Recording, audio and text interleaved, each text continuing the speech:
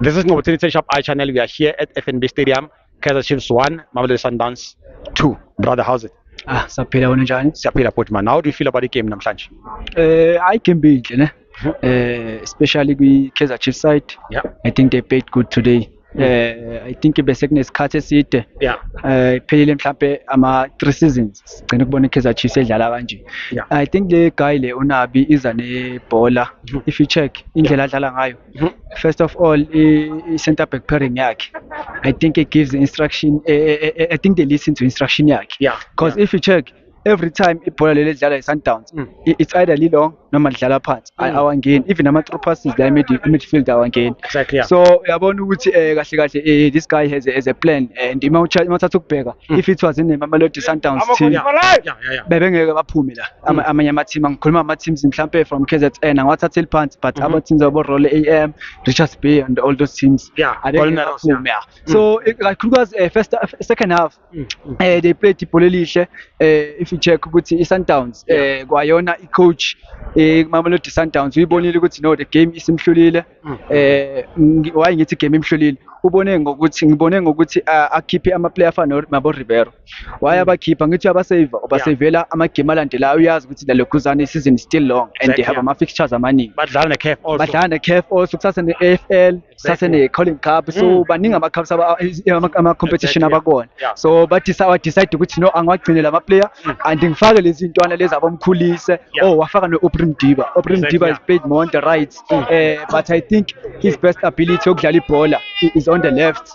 And I thought my keeper le ntwana uTiwani le bedlala left back bezofaka u-Obrahim Diba kule side le, because I think his best quality ka left. Mawuthatha ukubheka mayedlala lapha kwi-line uyakwazi ukuthi a-invert angene ngaphakathi, taking ama-crosses from within outside the box. Uyabo ukuthi the player leni dangerous, but ngapha ka right angisho ukuthi udlala kabi, but angikhuluma ngo-Obrahim Diba. Obrahim Diba ngisakhuluma ngayo. Angisho ukuthi udlala kabi maye ngapha ka right, but i-game yakhe I think he's more ka left. So wafaka nabo Nomdawu. Wafaka Nomdawu. I think uMdawu into ababemfakele yona ukuthi azogadela play ehamba la ka left. If you check maye yaphambili akayi that much, upass ibhola then comes back. They saw that, you know, uDupreez. Ngithi ngizongena kuDupreez wena obezoba inkinga. And mase sokubheka ukuthi uthe maye ngena I think 5 minutes 10 minutes engenile egamini, wathola lesa space lesana wangena washaya irun. The decision making in front of a goal, we are bound to keep phansi, chip that ball leli lingene ngaphakathi easy yabo. So and then playing ibonile ebithola amabhola kakhulu, but decision making ebemsha Chivaviro. First half, second half, big time, yeah. Ithola ama chances amaningi. Ushesha ukora, that's the thing, 8 minutes goal, you know.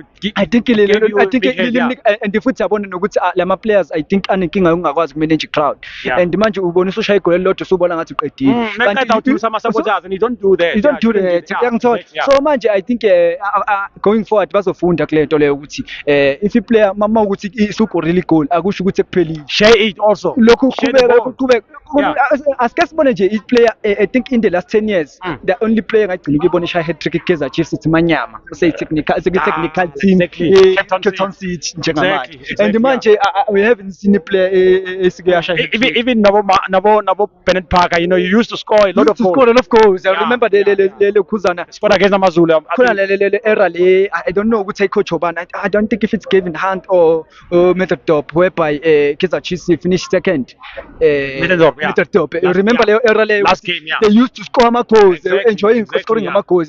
So manje I think ama players if they can go back to those things balene kulezi lo ma games la kulo ma season la with how Kaizer Chiefs if ufuna ukuwina, how do they do things? You see, because it doesn't take a Mamelodi Sundowns ukuthi udlale neMamelodi Sundowns and win against Mamelodi Sundowns to see which you are the best. Exactly. So manje if bona bazokwazi ukuthi okay, we lost the game, maybe omunye vele uzosho khona ukuthi the referee did a lot of mistakes in the game, but for me mina I'm someone who's interested kwibhola, not kuma decisions ama referee. I look at the ball. Kaizer Chiefs created chances but not converting ama chances. Exactly. So many players, even I'm talking about the Dupreez, Chivaviro. I didn't see much of Sirino today. I think Sirino he wanted to do much. Exactly. And they planned against him. You see, every time when he gets the ball, there's a player closer to him. So manje he couldn't have much frustration. Exactly. Waba frustrated even got a yellow card. Yeah, we skills akhuluma namachisa that menga ayithola yellow card today go back kuyinhlanje. Exactly. But ayithola yellow card. I think coach second half bekumele enze some substitutes, especially ngoduba. Uduba is played on the left. Churchill position yakhe from being a striker to play on the left. So I think le game Mamelodi Sundowns bengamvumeli ukuthi akwazi ukuthola leso space going forward. You see, so manje faka a player ezokwazi ukuthi maybe ikwazi ukuthi ibe ne speed just like to Breeze. Ikwazi ukuthi mayikwazi ukuthi i-defendile la noma yenze tackling then izokwazi ukuthi iye phambili fast. Ngithola. So Duba was lacking that thing leyo and imawuthatha ukumbheka ikwazile intwana kodwa kwazi ukuthi akhavelele lo mjitha lo Brady cross space. Remember there's a tackle ayenzile whereby Imrena ran into the box then walokhuzana kwathi akhipha ibhola kube ikhona Brady cross bengeke lokhuzana and I think that's the moments lawa wathulile amancanyana ama mathatha ukubheka igame yakhe but ke I think going forward Kaizer Chiefs will compete this season.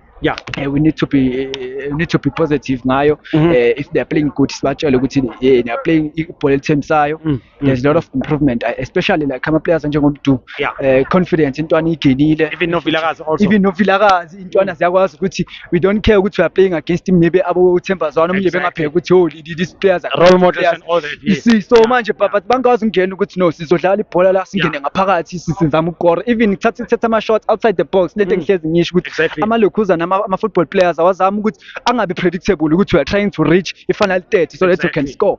Shana lapho mawubona space ukuthi okay there's a space ukuthi shaya lapho because manje i-aim yebhola ukuthi score ama goal no matter how beautiful udlala ibhola ngakhona ukuthi siyavuma ukuyibhola lakho lihle but do you score ama goals? If you check i-Mamelodi Sundowns they let go of Ryan Mgwena playing beautiful football but doesn't create more chances.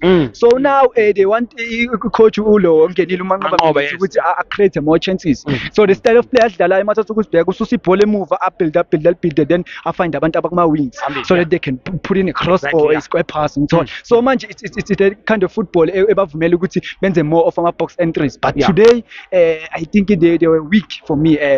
If you check the way they play because nama stats are the same thing with Kaizer Chiefs was stronger than Sundowns. I don't know what happened ngalelia goal lokugcina angifuna uanalyze sizobona Monday but ngifuna ukusho nje ukuthi ama Kaizer Chiefs fans angaqala khathazeke angabi nakho ukuthi give up over. See there's still 28 games left to 27 games left to play. So they can still say we can win the league because if you check imanqoba ngithi I think izolena kodwa going forward ukuthi if a game ubone ukuthi maybe so out of control try to have another plan. If you check with Jose Rivelo lokhuzana we Pirates every time ayibona ukuthi the plan is not working for me he changes in the game and the game ukuthi changes sometime tactic yakho angabi nene plan A1 going to the game sitshengisa ukuthi okay you are a coach why you hired as a coach with team sitshengisa ukuthi every time now we game we read uyabona ukuthi okay every time angidlala ama through passes awasebenzi so let me try ukudlala wide angisebenzi ukudlala wide let me try pressing ama crosses let me allow them to play ball so that I can counter them. You see have you plan a second plan ukuthi okay now sesizodlala kanje. You see so manje but I think going forward uzofunda because amanye ama-team azomshaya if angabhekile. I'm talking about ama-team afana abo-Stellenbosch kanye no-Orlando Pirates bazomshaya bengabhekile because ama-teams are very clinical in front of the goal. You see bazomshaya lawo ma-team but I think bazofunda ama-coaches will look izithi ilokhuzana isizini ihamba ukuthi benza kanjani. Sengikhuluma ngayo Kaizer Chiefs kanye ne-Mamelodi Sundowns but for today Kaizer Chiefs played well for me. We'll see ukuthi what go hamba kanjani le season yonke. Siyabonga kakhulu. Okay, thanks so much man, keep working.